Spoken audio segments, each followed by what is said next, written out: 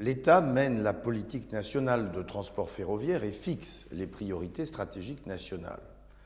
À cet effet, relier les grandes métropoles et les territoires encore mal desservis par la grande vitesse est un enjeu de taille. Toulouse est la 4e métropole du pays, avec une forte dynamique démographique, et la seule à ne pas être encore connectée au réseau de lignes à grande vitesse. Par ailleurs, la ligne aérienne avec Paris est la liaison domestique la plus fréquentée en Europe.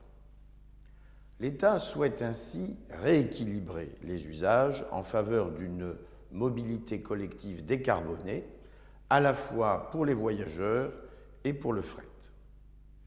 En tant que préfet de la région Occitanie et préfet coordonnateur du grand projet GPSO, je suis avec attention ce projet d'envergure européenne qui permettra de désenclaver les territoires du Sud-Ouest et renforcer leur attractivité au profit des habitants et des entreprises.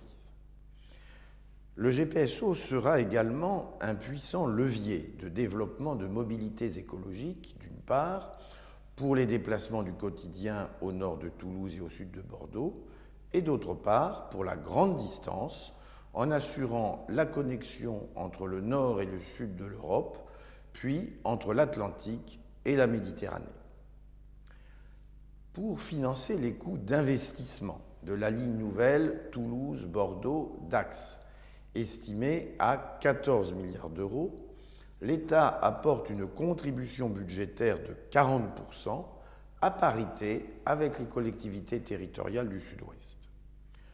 Tous les partenaires savent pouvoir compter également sur un soutien de l'Union européenne pour ce projet qui figure dans le réseau central du réseau transeuropéen de transport. Cette ligne nouvelle, qui est une deuxième ligne ferroviaire en fait pour notre Sud-Ouest, est une façon de répondre au réchauffement climatique.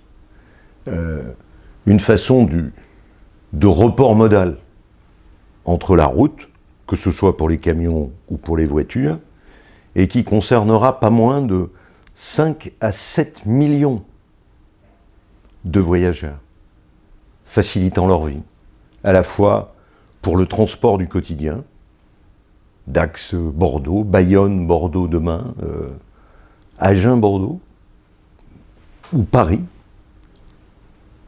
Notre relation à l'Espagne, c'est un projet porté par l'Europe, qui sera à la frontière franco-espagnole à la fin de cette décennie. Donc l'objectif que nous avons dans ce domaine-là, c'est de pouvoir raccorder l'Espagne, la France, le Sud-Ouest bien entendu, la Nouvelle-Aquitaine et Occitanie, avec le nord de l'Europe. C'est un instrument de confort pour lequel toutes les précautions seront prises pour que l'installation de cette ligne à grande vitesse soit la moins perturbante possible sur les espaces naturels. Il y a beaucoup de fake news qui circulent aujourd'hui, où l'on confond par exemple le corridor retenu par la déclaration d'utilité publique à l'impact réel. On parle de 700 hectares pour les deux régions, où seront posées les voies qui n'imperméabiliseront pas le sol.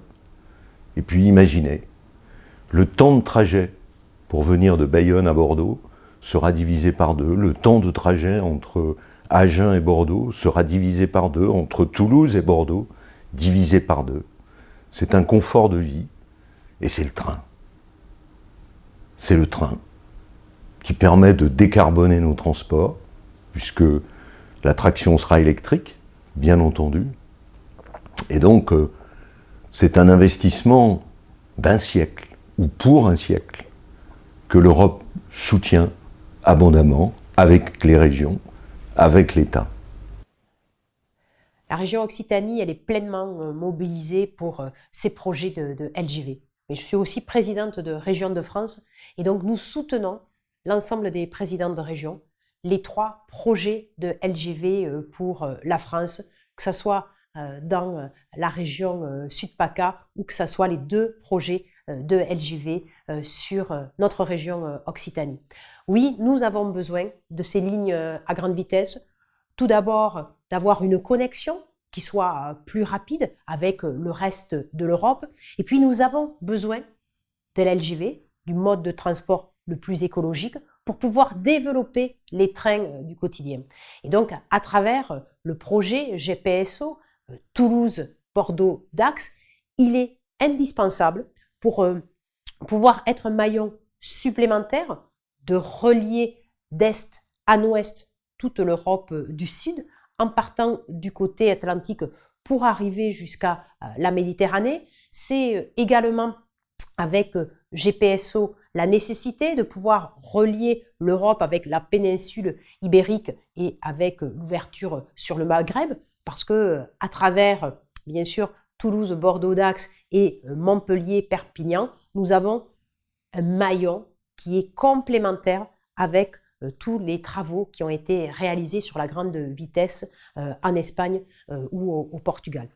Donc nous avons besoin de cette ligne GPSO indispensable pour l'attractivité des territoires au point de vue de la création d'emplois, au point de vue aussi de la richesse. Et nous avons vu de façon très claire, de façon concrète, que la nouvelle ligne entre Bordeaux et Paris, eh bien, c'est la ligne des sacs à dos, ce n'est pas la ligne des attachés-caisses, parce que nous savons que le train, c'est le mode de transport le plus écologique.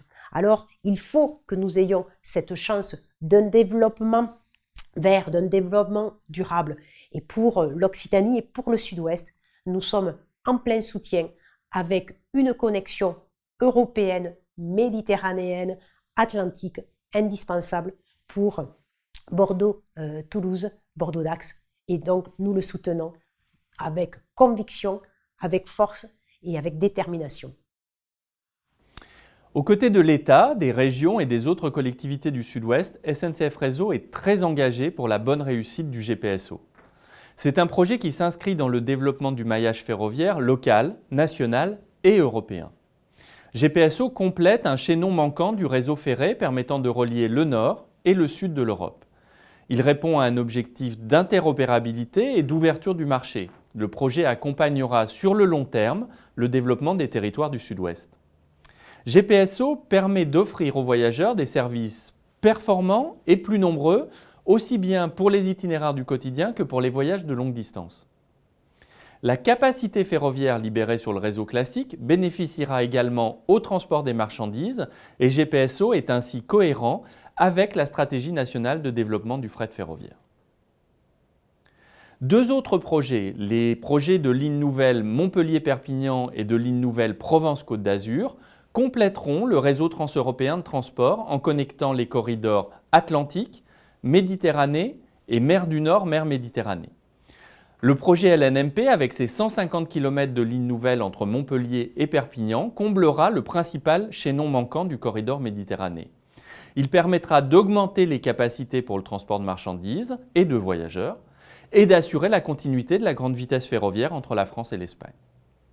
Le projet LNPCA, quant à lui, supprimera un goulet d'étranglement majeur à l'intersection de deux corridors européens par la création notamment d'une traversée souterraine en ERTMS de Marseille.